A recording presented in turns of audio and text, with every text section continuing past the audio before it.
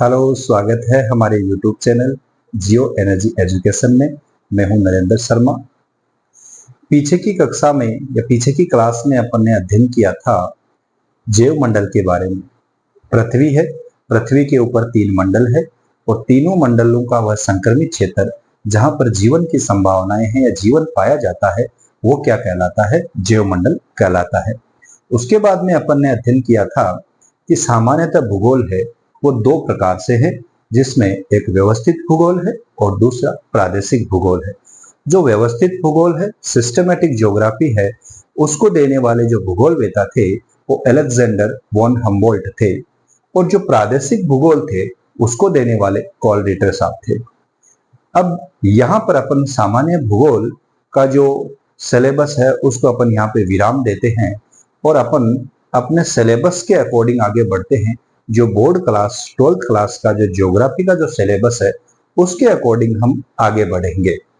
तो जो board class है हमारी, जो 12th क्लास की जो ज्योग्राफी का जो सिलेबस है उसमें 2 किताबें हैं। पहली किताब है उसका नाम है मानव भूगोल के मूलभूत सिद्धांत और दूसरी हमारी जो किताब है वो है भारतीय लोक और अर्थव्यवस्था। जो मानव भूगोल के मूलभूत सिद्धांत है उस किताब को अपन लेकर के चलते हैं। हमारी जो एनसीईआरटी है उसने जो सिलेबस है उसने 70% सिलेबस कवर किया है। 30% जो सिलेबस है उसको रियायत दी गई है बच्चों में। कोरोना काल से ही वही सिलेबस आगे चलता हुआ आ रहा है। अब अपन बात करेंगे जो मानव भूगोल के मूलभूत सिद्धांत जो पुस्तक है उसका जो प्रथम चैप्टर है या फर्स्ट जो चैप्टर है उस चैप्टर का नाम है मानव भूगोल प्रकृति एवं विशेष क्षेत्र।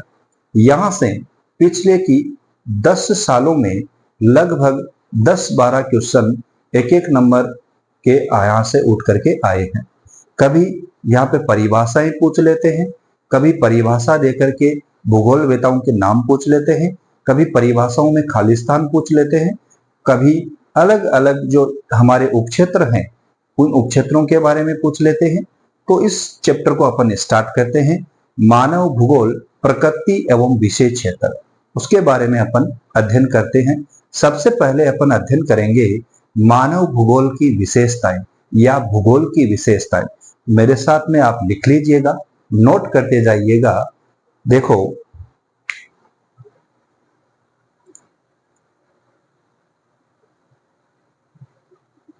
भूगोल की विशेषताएं,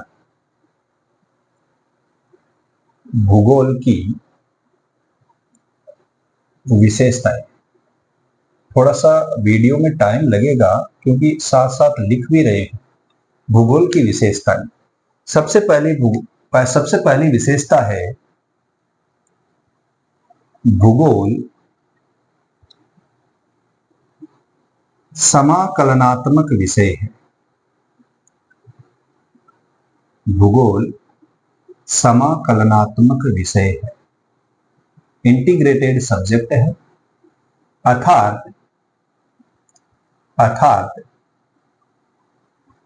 सभी विषयों को शामिल किया जाता है। अर्थात सभी विषयों को शामिल किया जाता है। सभी विषयों को शामिल किया जाता है। भूगोल क्या है? एक समाकलनात्मक विषय है, अर्थात सभी विषयों को क्या किया जाता है, इसमें शामिल किया जाता है। दूसरी जो विशेषता है वो है भूगोल आनुभविक विषय है। आनुभविक विषय है, इसका मतलब है अर्थात भूगोल को अनुभव के आधार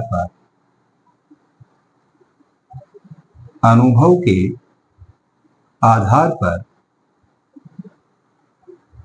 सिद्ध कर सकते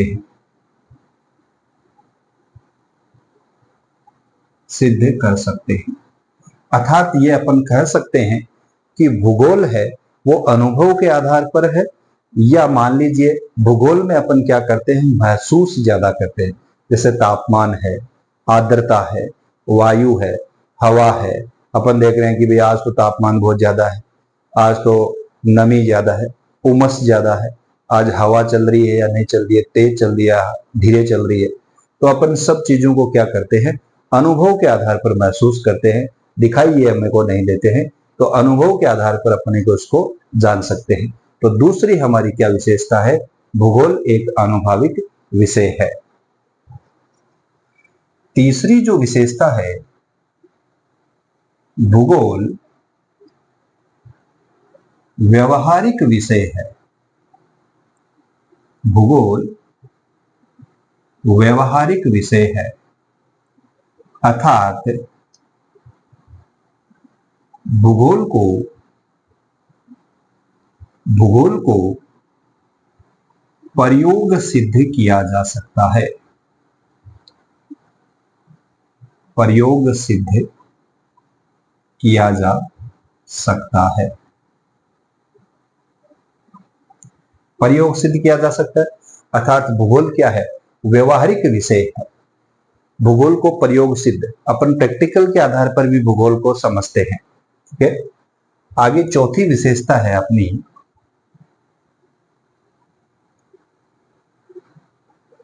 भूगोल का मुख्य सरोकार। भूगोल का मुख्य सरोकार पृथ्वी को मानव के घर के रूप में समझना। पृथ्वी को मानव के घर के रूप में समझना, यानी पृथ्वी को मानव के घर के रूप में समझना अर्थात उन सभी तत्वों का अध्ययन करना जो मानव को क्या करता है, पोषित करता है। अर्थात उन सभी तत्वों का अध्ययन करना जो मानव को पोषित करता है, यानी मानव को पालता है। तो भूगोल की चार विशेषताएं हैं। भूगोल समाकलनात्मक विषय है अर्थात सभी विषयों को उसमें क्या किया जाता है, शामिल किया जाता है। भूगोल आनुभाविक विषय है अर्थात भूगोल अनुभव के आधार पर अपन देख सकते हैं। भूगोल व्यवहारिक विषय है, भूगोल प्रयोग सिद्ध के आधार पर देख सकते हैं। भूगोल का मुख्य सरोकार पृथ्वी को मानव के घर के रूप में समझना या उन सभी तत्वों का अध्ययन करना जो मानव को क्या करता है, पोषित करता है। आगे पांचवी विशेषता है, भूगोल में प्रकृति तथा मानव अविभाज्य तत्व है। अविभाज्य तत्व है अर्थात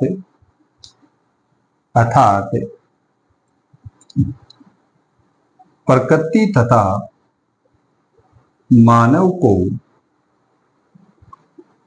अलग नहीं किया जा सकता।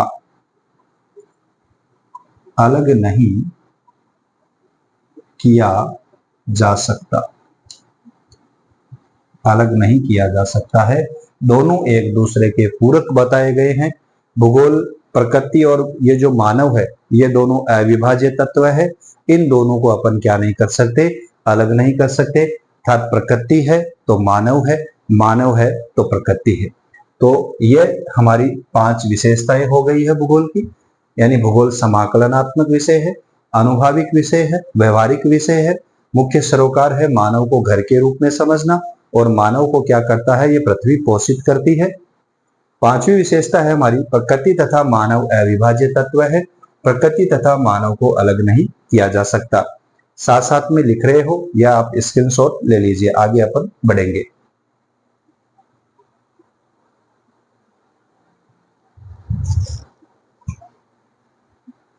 आगे अपन देखते हैं, इसको हटा देते हैं।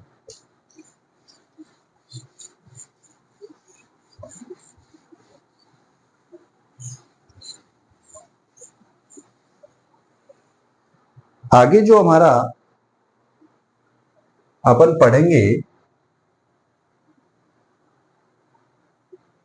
मानव भूगोल की परिभाषाएं। मानव भूगोल की परिभाषाएं और वेरी वेरी मोस्ट इंपोर्टेंट, ये एग्जाम में यहां से उठ करके आता ही आता है कि मानव भूगोल की परिभाषाओं के बारे में भूगोल वेता का नाम दे देगा, परिभाषा पूछ लेगा, या परिभाषा दे देगा, भूगोल वेता का नाम पूछ लेगा। तो यहां से एग्जाम में क्वेश्चन है वो पुटअप होते हैं। सबसे पहली परिभाषा है हमारी रेटजेल की। रेटजेल की परिभाषा है और वो परिभाषा है मानव भूगोल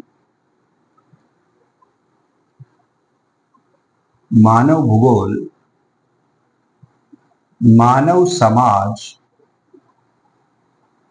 मानव भूगोल मानव समाज तथा धरातल के बीच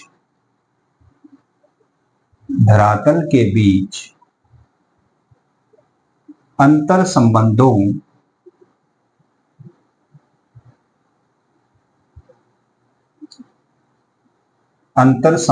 का अध्ययन है।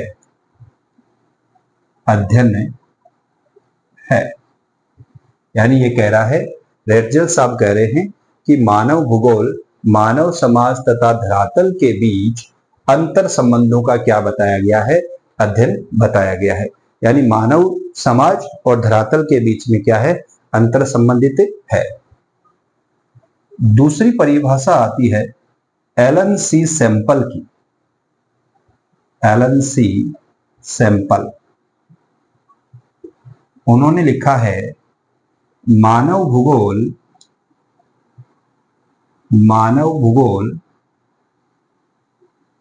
अस्थिर पृथ्वी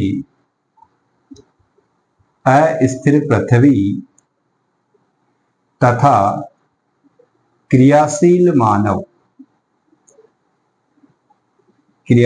मानव के बीच परिवर्तनशील संबंधों का अध्ययन है। परिवर्तनशील संबंधों का अध्ययन है। दो परिभाषाएं हैं। रेटजेल साहब कह रहे हैं कि मानव भूगोल मानव समाज और धरातल के बीच अंतर संबंधों का अध्ययन है। एलन सी सैंपल साहब कह रहे हैं कि मानव भूगोल अस्थिर पृथ्वी तथा क्रियाशील मानव के बीच परिवर्तनशील संबंधों का अध्ययन है। यहाँ पे अपने को ध्यान में रखने योग्य बात यही है कि मानव भूगोल में अगर हमारे सैंपल साहब की परिभाषा है तो इसमें अपने को दो बातें ध्यान में रखनी है, अस्थिर पृथ्वी और क्रियाशील मानव। यानी ये गत्यात्मकता को बताता है। और यहाँ पर अपने को ध्यान में रखना है रेटजेल वाली में मानव समाज और धरातल के बीच जो क्या है, अंतर संबंध है, उनका यहाँ पर अध्ययन किया जाता है। तो मानव भूगोल की दो परिभाषाएं हैं, को नोट कर लीजिएगा। आगे बढ़ते हैं। से उतार लिया होगा, चलो इसको हटा देते हैं।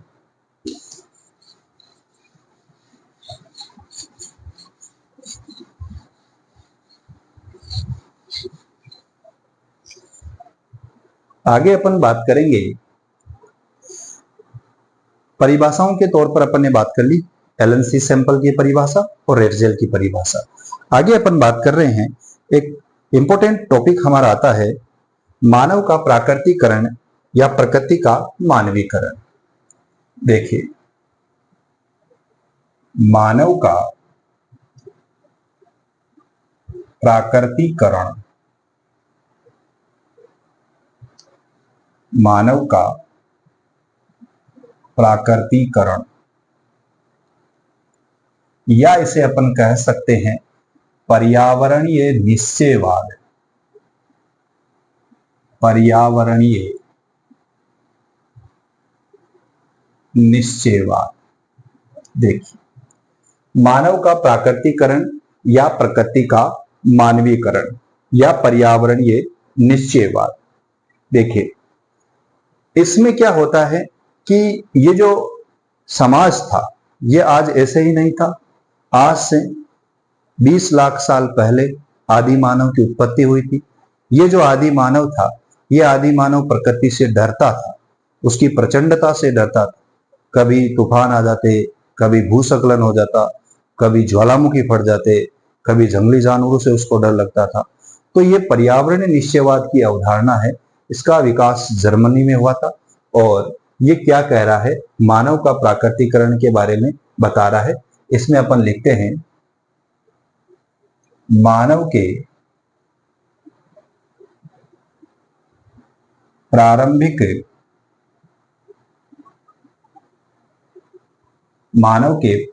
विकास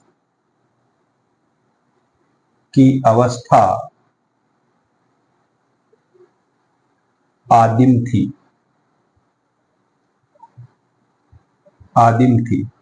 अर्थात जो मानव समाज था, उसकी जो अवस्था थी वो कैसी थी? आदिम थी, आदि मानव थे।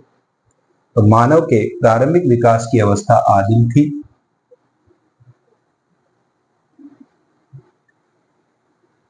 आदिम मानव समाज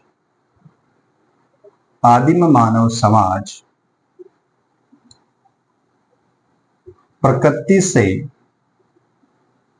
अन्योन्य क्रिया करता था।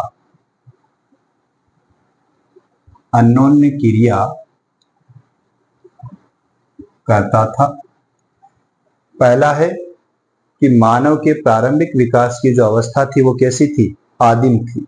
और दूसरी है, आदि मानव समाज प्रकृति से अन्योन्य क्रिया करता था, यानी प्रकृति के साथ ही वो रह रहा था। तीसरी बात अपन यहां पे लिखेंगे, आदि मानव समाज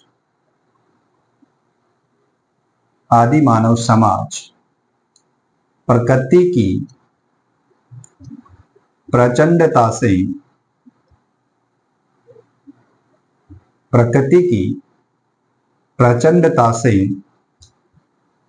भयभीत होता था।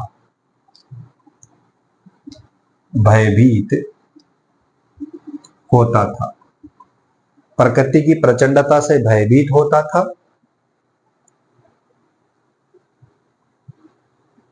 प्रकृति की पूजा करता था और प्रकृति उसे जिस प्रकार रखना चाहती थी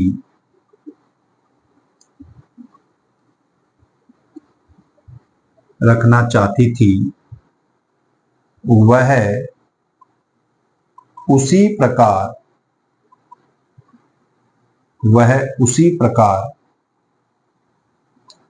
रहता था। तो ये तीन विशेषताएं हैं मानव का प्राकृतिकरण की, यानी मानव समाज या मानव के प्रारंभिक विकास की अवस्था कैसी थी? आदिम थी, आदि मानव समाज था, प्रकृति से डरता था बेचारा। आदि मानव समाज प्रकृति से अन्योन्य क्रिया करता था उस टाइम पर। आदि मानव समाज प्रकृति की प्रचंडता से भयभीत होता था, प्रकृति की पूजा करता था, प्रकृति उसे जिस प्रकार रखना चाहती थी वह उसी प्रकार रहता था, अर्थात प्रकृति की सुनता था। यह भी अपन लिख सकते हैं इसमें, अर्थात प्रकृति की सुनता था। यानी इस चैप्टर में एक बेंदा नाम का एक मतलब जंगली एक आदिम मानव के बारे में बताया गया है कि वो किस प्रकार जंगलों में रहता है और जंगलों में ही वो कंद मूल फल पत्तियां चबाता है, पत्तियों को खाता है, इधर उधर वो पानी पीता है। फिर वो उसमें कहा गया है कि ये जो पानी पी रहा है तो मैं इस प्रकृति को धन्यवाद करना चाहता हूँ। फिर पेड़ों की धीरे धीरे खड़खड़ाहट होती है, वो बेंदा नाम का आदमी वो भाग जाता है, वहां से निकल जाता है। तो एक तरीके से देखा जाए तो ये आदि मानव समाज है। आदि मानव समाज यानी आज से 20 लाख साल पहले जो नवजीवन काल था, उस नवजीवन महाकल्प में आदि मानव की उत्पत्ति हुई थी और आदि मानव जिस प्रकार प्रकृति रख रही थी उसे, वो उसी प्रकार से वो रह रहा था। जैसे प्रकृति रख रही थी वो उसी प्रकार से रहता था। इसको नोट कर लीजिए, इसको उतार लीजिएगा, स्क्रीनशॉट ले लीजिएगा।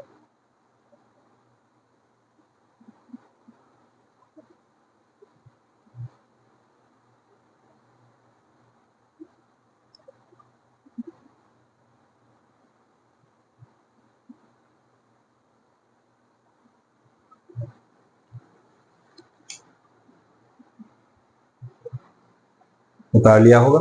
चलो आगे बढ़ते हैं।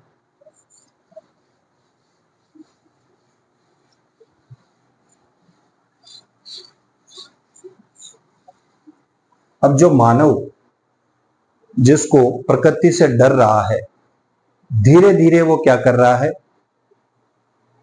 प्रकृति की पूजा कर रहा है। धीरे धीरे वो क्या कर रहा है, प्रकृति की पूजा भी पहले करता था, प्रकृति की प्रचंडता से वो भयभीत हो रहा था। अब वो क्या कर रहा है, प्रकृति में अलग अलग अन्योन्य क्रियाएं कर रहा है, प्रकृति में टेक्नोलॉजी का प्रयोग कर रहा है। तो यहां पर क्या नाम दिया गया है, प्रकृति का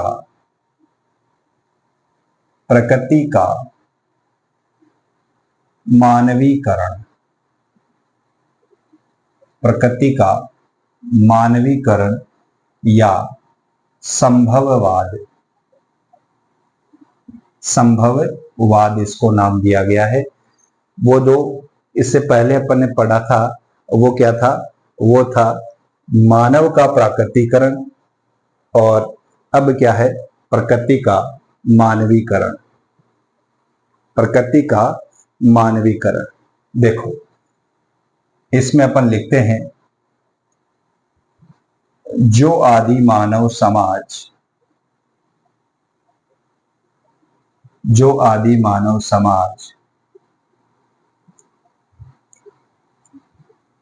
प्रकृति से डरता था, उसकी सुनता था, अब वही मानव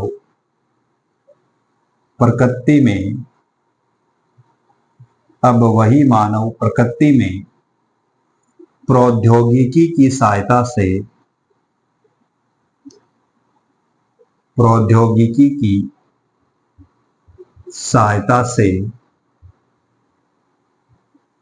आगे बढ़ता है। प्रौद्योगिकी की सहायता से आगे बढ़ता है। अर्थात जो आदि मानव समाज था वो प्रकृति से पहले डर रहा था, अब धीरे धीरे वो क्या कर रहा है, प्रकृति में चेंजिंग कर रहा है। लोगों ने इसे, या हमारे जो भूगोलवेता थे उन्होंने क्या नाम दे दिया, संभववाद नाम दे दिया। अर्थात प्रकृति हमें क्या दे रही है, एक विकल्प दे रही है कि आप क्या कर सकते हो, आगे बढ़ सकते हो, टेक्नोलॉजी का सहारा ले सकते हो। इससे आगे हमारा बताया गया है, मानव बेहतर और सक्षम प्रौद्योगिकी का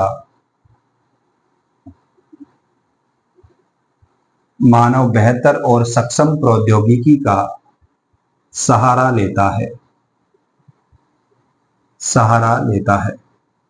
बेहतर और सक्षम प्रौद्योगिकी यानी मानव क्या कर रहा है, अब धीरे धीरे चेंज कर रहा है।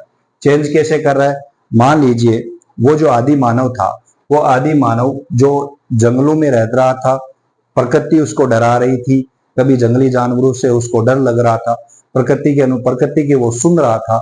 लेकिन अब धीरे धीरे उसने क्या किया है, धीरे धीरे अपने आप को आगे बढ़ाया है। आगे कैसे बढ़ाया, वो गुफा में रह रहा था पहले, अब उसने स्थायी मकान बनाने या स्थायी समाज या स्थायी घर बनाने लग गया। वो जो कंदमूल फल खा रहा था, अब वो स्थानांतरित कृषि कर रहा है, यानी बीजों को इकट्ठा करके वहीं उगाना स्टार्ट कर दिया उसने। तो धीरे धीरे वो क्या कर रहा है, आगे बढ़ रहा है। टेक्नोलॉजी का वो क्या ले रहा है, सहारा ले रहा है। तो ये एक तरीके से क्या नाम दिया गया है, इसे संभववाद नाम दिया गया है। इसमें आगे अपन लिखते हैं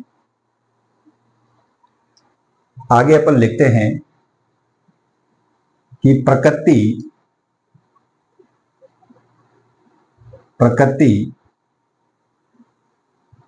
मानव को अवसर प्रदान करती है। प्रकृति मानव को अवसर प्रदान करती है तथा मानव इसका उपयोग करता है। मानव इसका उपयोग करता है। संभववाद की विचारधारा में यह साफ लिखा है कि प्रकृति हमें क्या कर रही है, अवसर दे रही है, और मानव इसका क्या कर रहा है, प्रयोग कर रहा है। तो प्रकृति है वो मानव को अवसर प्रदान करती है और मानव इसका क्या करता है, उपयोग करता है। इसे ही संभववाद के नाम से जाना गया है। तो प्रकृति के बारे में अपन ने देखा है कि मानव का प्राकृतिकरण और प्रकृति का मानवीकरण किस प्रकार हो जाता है। जो प्रकृति से डर रहा है वो आगे टेक्नोलॉजी के सहारे अपने आप को आगे बढ़ा रहा है। धीरे धीरे आग का आविष्कार किया, धीरे धीरे उसने पत्थरों को गिरते हुए देखा तो उसने पहिए का आविष्कार किया। तो ये अपने आप को क्या बढ़ा रहा है, आगे बढ़ा रहा है। और आज बढ़ता बढ़ता आप देख रहे हो आधुनिक युग में किस प्रकार से अपन ने टेक्नोलॉजी का सहारा लेते लेते आगे बढ़ गए। अब इसके बाद में एक नई संकल्पना ने जन्म ले लिया। यहाँ पर एक नई संकल्पना निकल करके आती है। वो नई संकल्पना ग्रिफिथ टेलर साहब दे रहे हैं।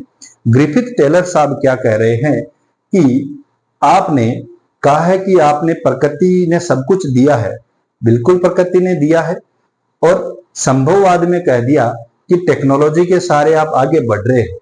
लेकिन ग्रिफिथ टेलर साहब कह रहे हैं कि यहां पे आप रुक जाइए, या प्रकृति आपके जो लाल संकेत दे रही है उसको वहां पर रोक दीजिए। अर्थात ये कह रहा है कि हम इतने आगे बढ़ चुके हैं, इतने आगे बढ़ चुके हैं कि अब क्या कर रही है प्रकृति, अपने रेड लाइट का सिग्नल दे रही है। उन्होंने ट्रैफिक जो सिग्नल लाइट थी उससे समझाया है कि जो लाल बत्ती होती है, पीली बत्ती होती है, हरी बत्ती होती है, उसी प्रकार से प्रकृति में भी नियम होते हैं। जो लाल बत्ती होती है तो उसका मतलब प्रकृति में जो हमारे सामने जो संसाधन थे उसको आप आराम से सदुपयोग कीजिए, सतत पोषणीय विकास के आधार पर सदुपयोग कीजिए उसमें। यानी आपको रुक जाना है, अब आगे नहीं बढ़ना है। प्रकृति ने प्रत्युत्तर दे दिया है। पीली बत्ती है, पीली बत्ती का मतलब होता है देख करके, तैयार रह करके आगे बढ़ना। यानी प्रकृति के जो संसाधन है उनको देखो और फिर आप आगे बढ़ो। और हरी बत्ती है कि आपके पास संसाधन खूब है तो आप हमेशा आगे बढ़ सकते हो। तो इस तरीके से जो पर्यावरणीय जो निश्चयवाद था उसकी परिभाषा में ग्रिफिथ टेलर साहब क्या कर देते हैं, चेंजिंग कर देते हैं। क्या चेंजिंग कर देते हैं, उन्होंने एक नई संकल्पना दी थी, पर्यावरणीय या नव निश्चयवाद की संकल्पना। नव निश्चयवाद, नव निश्चयवाद की संकल्पना। नव निश्चयवाद की संकल्पना ये किसने दी है, ग्रिफिथ टेलर। ग्रिफिथ टेलर ने नव निश्चयवाद की संकल्पना दी है। इसमें ग्रिफिथ टेलर साहब कह रहे हैं कि, यहां से लिख देते हैं अपन,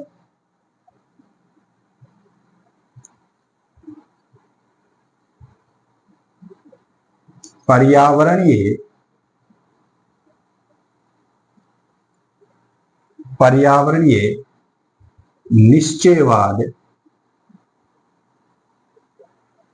तथा संभववाद, पर्यावरणीय निश्चयवाद तथा संभववाद के मध्य मार्ग को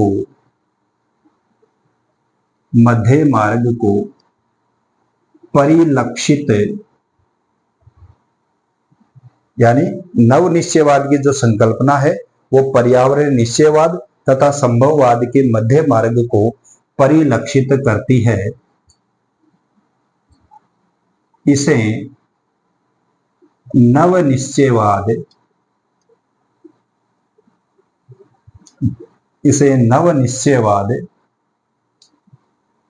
अथवा रुको और जाओ निश्चयवाद, रुको और जाओ निश्चयवाद कहा गया, कहा गया। तो इस तरीके से ये हमारा प्रकृति का मानवीकरण और मानव का प्राकृतिकरण था। मानव का प्राकृतिकरण यानी आदि मानव समाज है, वो प्रकृति की सुन रहा है और उसी के अनुरूप वो आगे बढ़ रहा है। और उसके बाद में प्रकृति का धीरे धीरे क्या हो रहा है, मानवीकरण होते जा रहा है।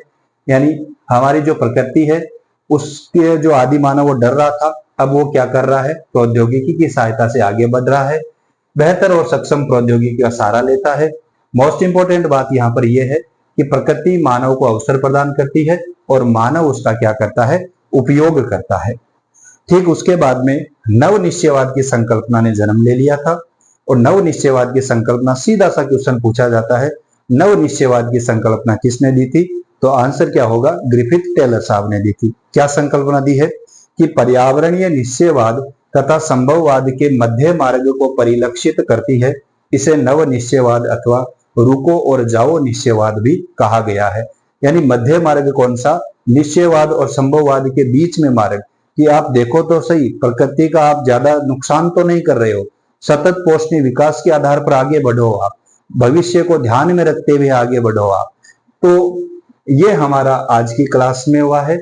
यानी अपन ने अलग अलग मानव भूगोल, भूगोल की परिभाषाओं के बारे में पढ़ा है। उसके बाद में हमने परिभाषाओं के बाद में जो विशेषताएं थी, पहले विशेषता पढ़ी, फिर परिभाषाएं पढ़ी थी, और फिर दो मोस्ट इंपोर्टेंट बातें पढ़ी थी, मानव का प्राकृतिकरण और प्रकृति का मानवीकरण।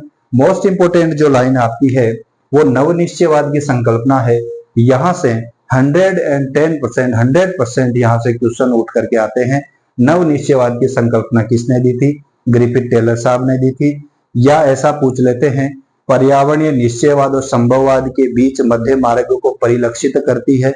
इसे ये संकल्पना देने वाले वैज्ञानिक कौन थे, या ये महान जो भूगोलवेता थे वो कौन थे? ग्रिफिथ टेलर साहब थे। तो इस तरीके से यहाँ से क्वेश्चन पुटअप हो सकता है। आशा करता हूं कि ये क्लास आपको पसंद आई होगी। इसे लाइक करें, शेयर करें, कमेंट करें और हमें आगे बताएं कि भाई आपकी क्लास में ये दिक्कत है या ये दिक्कत है। आप पहले लिख करके पढ़ा सकते हैं या साथ साथ में आप पढ़ा सकते हैं। तो जिस प्रकार आप बताओगे वैसे ही अपन आगे बढ़ेंगे। लाइक करें, शेयर करें, कमेंट करें, सब्सक्राइब ज्यादा से ज्यादा करें। धन्यवाद।